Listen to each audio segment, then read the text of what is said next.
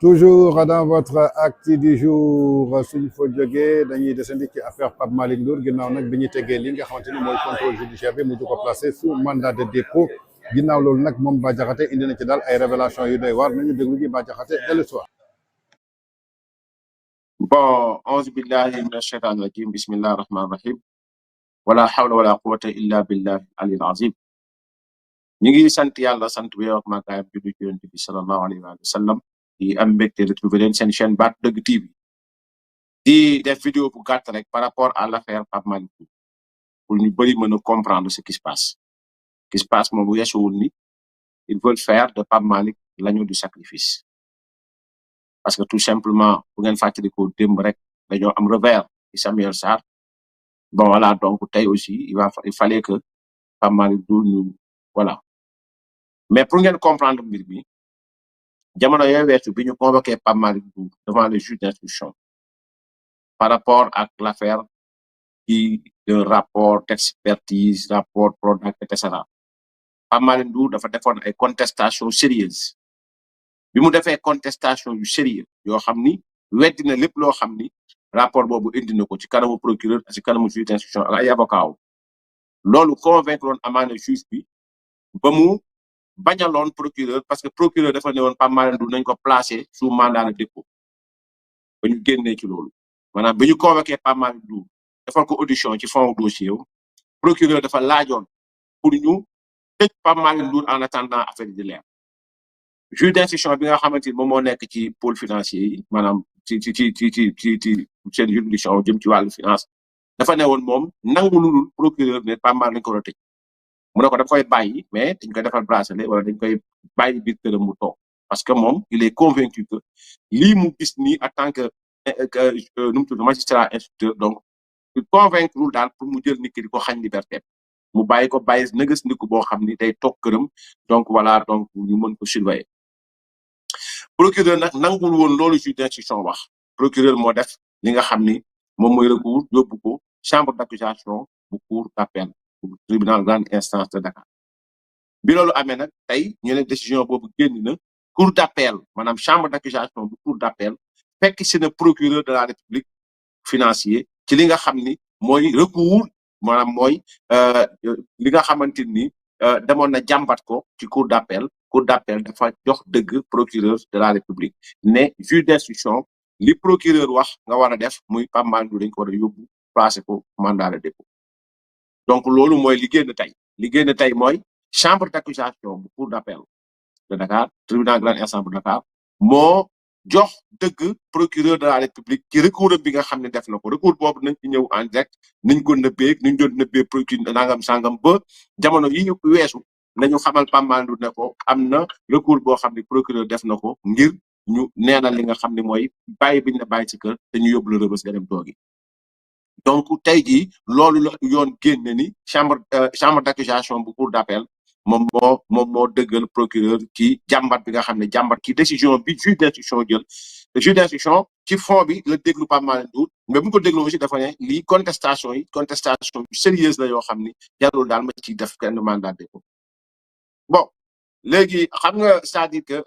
xam nga léeg-léeg ni yoon bindoo Sénégal mooy ku yoon bëgg def mandat de dépôt c'est-à-dire xamuñ ndax yaa def wala defoo mais dañuy tënk loxo ki nga xam ni mooy juge bi parfois mooy ay diffusion de fausses nouvelles mooy ay détournement de deniers publics et consorts dañuy viser loo xam ne même s'ils n'ont pas de preuve donc parfois le juge est obligé parfois est-ce qu'on comprend nga mu fekk ji procureur ci li mu ko wax mais juge bi dafa déglu Pape Malick Ndour ci fond bi c'est-à-dire que daf ko déglu ko ci liñ koy jiiñ dëggantaan jaay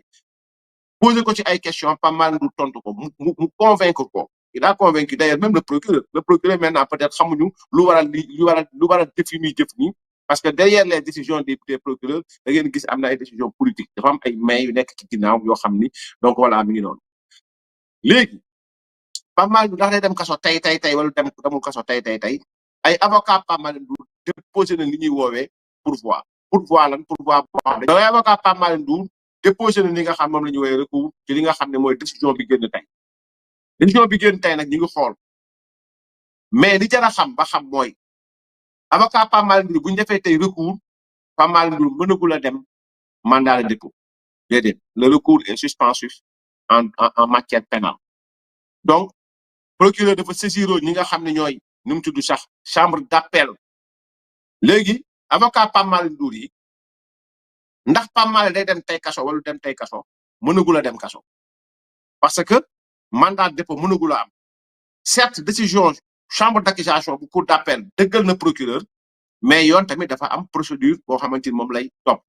muy la loi organique bu 2017 bi nga xam ni moo organiser la cour suprême notamment en son article 36 quatrième point o dafay wax ni l'article 36 day wax ni le délai de recours et le recours ne sont suspensifs que dans les cas suivants délai pour def recours wala recours bi nga xam ne moom la avocat Pape Malick Ndour nar a def tey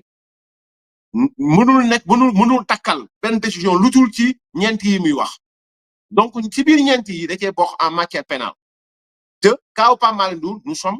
ci biir li nga xam ne mooy droit pénal donc ñu ngi ci biir en matière pénale donc ce qui veut dire que indil kii bi affaire boobu ce qui veut dire que jamono jii ñuy waxee nii ak yéen certes chambre d'accusation bu cour d'appel fekk dina procureur ci dañ la mu laajoon juge d'instruction dañ ko war a def muy placer Pape Malick Ndour mandat de dépôt mais la loi organique bi nga xamante ni moo organiser la cour suprême la loi organique bi nga xam moom moo tënk la cour suprême ci article 36 am nee na délai de recours ak recours bu fekkee ci ñeent yii la décision bu ñu mën a jël day xaar donc décision actuellement bi day xaar pourquoi pour la bonne et simple raison que le point 4 mooy en matière pénale sauf d'une part en ce qui concerne les condamnations civiles on n'est pas nekku ci condamnation civile wala l'existence disposition législative contraire il y a aucune disposition législative contraire donc quatrième point bi mooy tax Pape Malick Ndour mënagul a dem mandat de dépôt donc avocat Pape Malick Ndour yi daañu déposer li nga xam ni mooy recours pour ñu casser li nga xam ni mooy li chambre d'accusation bu cour d'appel def donc pour ñu tënk li ñu doon wax mooy Pape Malick Ndour bi ñu ko convoqué jamono yee passé juge d'instruction déglu ko ci dossier bi dafa def ay contestation yu sérieuse mooy ay lay yu leer yoo xam ne moo tax juge d'instruction jàpp ne lay yi leer na leer boo xam ne liñ ma indi li Pape Malick indi moo ko gën a dëggal te kiwul ni procureur de la république nga def ak nga ñàkk def da ngeen di fàttaliku kaawu Abdou Nguer liñ tegoon ci boppam yëpp boo taxoon dañ ko bëggoon placer mandat de dépôt yóbbu ko instruction mais la ñuy teg ci boppam boo seetloo bu demee ba nga xam ne juge bi pare na dañuy rocc lépp mais procureur xam na ni li muy wax dara taxawu ci mais bu ko bindee rek juge bi dafa war a yóbbu dafa war a yóbbu ki muy wax mandat de dépôt donc ñoom ci loolu la ñuy viser moo tax boo xoolee d'habitude buñ la bëggee homme politique buñ la bëggee téye dañuy viser ay accusation buñ ne diffusion de fausses nouvelles par force nga dem mandat de dépôt buñ ne détournement de deniers publics par force nga dem mandat de dépôt buñ ne nangam dañ lay yóbbu mandat de dépôt maintenant la muy bind nag tekki na yaa ko def ne déedéet moom da koy bind rek pour am mandat de dépôt loolu mooy kaaw Pape Malick Ndour le procureur n'est pas convaincu de ces accusations le juge d'instruction n'est pas convaincu de ces accusations parce qu'il n'y a pas d'accusation sérieuse parce que les contestations étaient sérieuses et d'ailleurs c'est ce qui a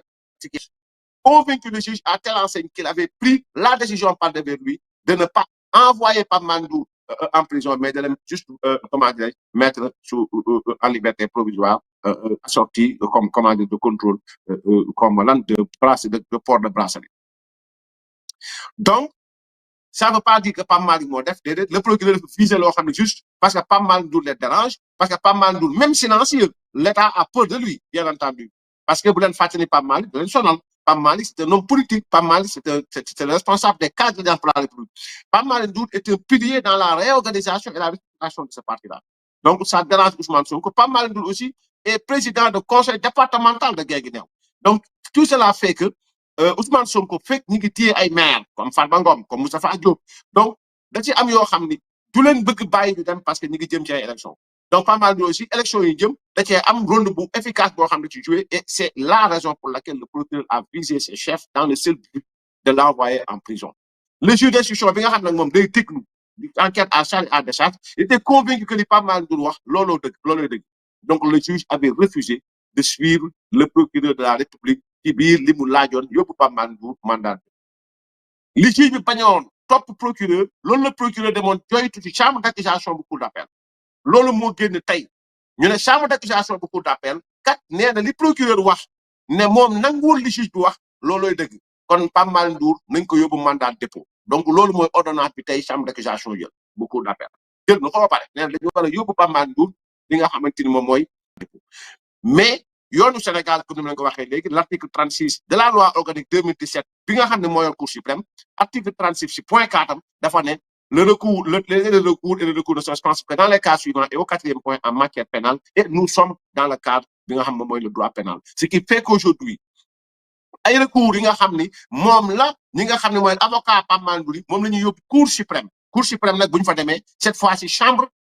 nu mu tudd sax chambre pénale lañ jëm chambre pénale moom moo yor li nga xam ne moom mooy les dossiers yi nga xam ne mooy jëm ci wàllu affaire pénale yi donc avocat Pape Malick Ndour dañuy dem ñoom jamono jii ñuy waxee nii ñu ngi waajal seen bopp ngir dem ci fi nga xam ne mooy Cour suprême bi tiim cour d'appel bien entendu Cour suprême moo tiim cour d'appel donc chambre pénale moo tiim li nga xamante ni moom mooy chambre d'accusation bi nga xam moom mooy chambre d'accusation bu cour d'appel donc fa lañ jëm te buñ fa demee décision bi buñ ko appliquer day xaar comme ni nga xam ne moom la Farba di xaare prison pourquoi parce que xam nga dañu ne Farba Ngom nañ ko bàyyi procureur def recours ñu ne kon tu génn féeg recours boobu génn kon noonu la demee ci Pape Malick moom it du dem recours bi leer donc loolu mooy la loi organique fi ñu sukkandiku ñoom ba ne Farba du génn wala keneen du génn lu dul recours bi génn foofu la avocat Pape Malick du sukkandiku te du mën a dem kaso fekk affaire bi leerlu ñaata fan lay doon ñaata jour lay doon yàlla xamalaa ku di xaal lii lu jar a leeral loo xamante ni il fallait que les gens le comprennent et tous nos encouragements à notre cher ami Pape Malick Ndour di ko ñaanal yàlla subhanahu wa taala yàlla bu la pexe noonu laal yàlla bu la pexe noonu tap tu as la force tu vivras tu seras toujours plus haut tu gagneras ce combat parce que da nga nekk ci dëgg maintenant nag jàpp leen ni li fi am yëpp procédure parce que dafa yel léeg-léeg doomu aadama yi xam xale yi xam gis nga ñii Ousmane Sonko jël di leen këllee di leen yóbbu prison tekkiwul na ñoo def mais procédure bi mooy tax ñu jël nit di leen yóbbu prison mais waxtu leeral bu jotee ñu ngi ñaan sénégalais ku ci am jot demal toog tribunal waxtu leeral bu jotee di ngeen xam ne Ousmane Sonko daa fen ci àdduna bi maintenant mën nga fen jël ay nit di fayantoo di jël di yóbbu prison di jël def la neex mais maanaam jamonoy leeral day am incha allahu taala donc tous nos encouragements Pape Malick Ndour xamal ne y a le soutien de tous les camarades de l'Alliance pour la République le soutien des camarades de l'Alliance pour la République incha allahu taala et tu ne seras jamais seul dans ton combat nous serons avec toi bismillahi tabaraka wa taala donc lii lañ ñëwoon dañ ko indi ci l'affaire Pape Malick Ndour pour leeral ko donc di ñaan yàlla def jàmm ak salaam ak tawfiq yàlla aar leen yi leen sutura leen wasalaamu aleykum wa rahmatullahi taala wa barakatu yaa ngi yaakaar naa ni ñoo ko déggandoo mu doon ay révélation explosive yoo xamante ni Bah Diakhaté indi na ko ci li nga xamante ni moo concerné kawu Pape Malick Ndour bi nga xamante ni dañu mujj daal di lever li nga xamante ni mooy contrôle judiciaire placé sous bracelet électronique yóbbu ko fële ci Rebeuss daal di koy placé sous mandat de dépôt ginnaaw nag bi nga xamante ni lépp loo xamante ni ñi ngi ko doon teg ci ndoddom doonoon na daal ay tuuma yoo xamante ni ci affaire Prodac la boobu ba tey nag Pape Malick Ndour mi ngi koy daal di nier bi mu jàkkaarloog juge d'instruction bi ci contestation bu sérieuse gis ngeen juge bi ci boppam dafa jugé nécessaire naal que kii di Pape Malick Ndour d'après preuve yi nga xamante ni joxe na ko jarul ñu koy placer sous mandat de dépôt moo taxoon daal mu libéré ko jëmale ko daal tout contrôle avec un bracelet électronique ginnaaw loolu nag gis nañu procureur daal di dugal recours mais recours boobu dañ ko daal di nëbb ci suuf bañ mu feeñ ba ginnaaw bi nga xamante ni daal décision bi daal dinay tombé kii di Pape Malick Ndour ñu mujj ko yóbbu daal di koy placé ci li nga xamante ni mooy sous mandat de dépôt mu doon nag li nga xamante ni moo nekkoon yéene bi nga xamante ni moom leader bu parti Pastef di premier ministre moom la yàggoon am kii nga xamante ni mooy procureur am ñu daal di instrumentaliser li nga xamante ni mooy justice bi jëmale ko daal ci main politique pour que daal ñu mën a régler li nga xamante ni mooy seen vengeance jëmale ko daal ci reddition des comptes boo xamante ni ñi ngi ko doon wax kon donc mu doon ay révélation choc yoo xamante ni moom Bah Diakhaté indil nañu ko jëmale ko daal ci kawu Pape Malick Ndour.